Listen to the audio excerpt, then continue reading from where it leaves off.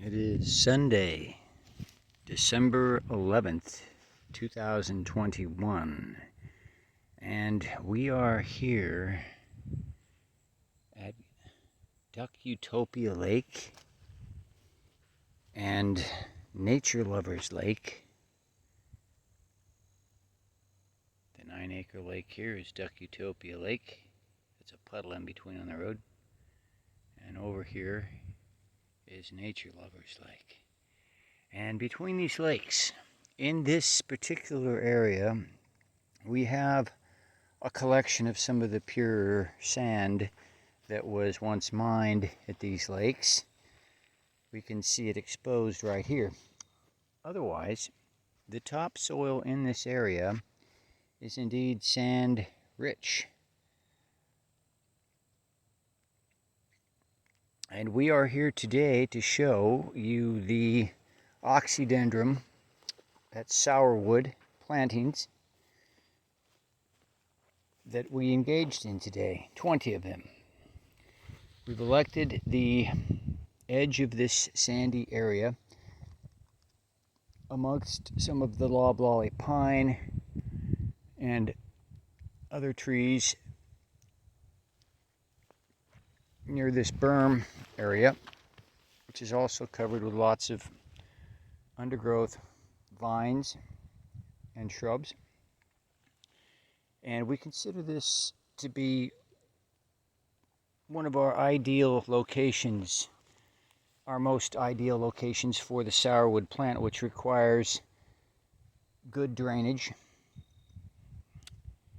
It often prefers slopes and raised areas, sandy soil, yet rich in organic matter. There is a growing component of good rich organic matter, and we have enhanced the area of the plantings with some of our compost, which is made from forest leaves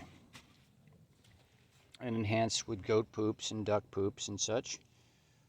There's also some hay and sawdust in some of this compost, but this batch here is primarily leaves. There's a bit that was from some older hay. Some of it's, this compost lot is about almost a year old. Oh, there's a little sand mixed in there just because at the other location I was bringing some of this sand over here, over there to enrich the compost, as that soil at Goat Refuge Lake is more clay rich, and it's an experiment to see how Oxydendrum will do that. We planted 15 trees up on a bank in a more clay rich soil there, so this is an experiment. We're going to compare that grove with this grove. Of course, this grove we would expect to be much more successful because it's in the sandy soil, and we know we have good drainage. It's amongst more trees, which provides the shade throughout the day. They say Oxydendrum can often thrive in locations where it gets 3-4 hours of sunlight a day. It's not really a tree that's found in large concentrations in locations. Rather, they're loners that go out and grow between loblolly pines and oak and other forest trees. So we think this is an ideal location. We're right here at the base of some of these loblolly pines.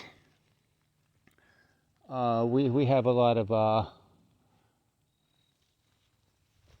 vines in this area, which are the biggest thing we're going to have to contend with, and we'll talk more about those ones later, these ones here. So some of these are up on an elevated area, as we see here. Others are a little lower down here in the base, and some of them are receiving a little more shade than others, more under the canopy of these trees. Just over on this end, we have placed 3 trees in this one location, and this one location, the only reason there weren't shrubs growing up here is because there were 2 big pieces of iron. Right here you see that I just dug up that were underneath the soil there. kind of peculiar that nothing was growing there. Well, now we know why.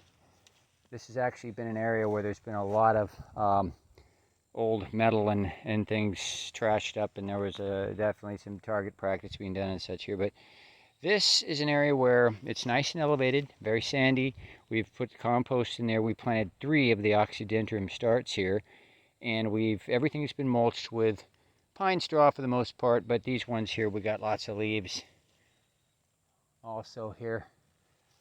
So that's it. 20 Oxydendrum, that's sourwood for sorrel plants now in the ground today in this area, and we're going to be tending to this.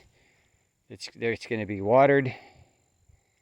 We have a pump going in right down the road down over here. There's a power pole and there's a pump and plenty of irrigation system being built, and we will be weeding around these plant locations, perhaps going a little bit further back up on the berm over there, doing some clearing of vines, little trimming, and some other plantings back there. But this is our first base planting for this sourwood grove right here.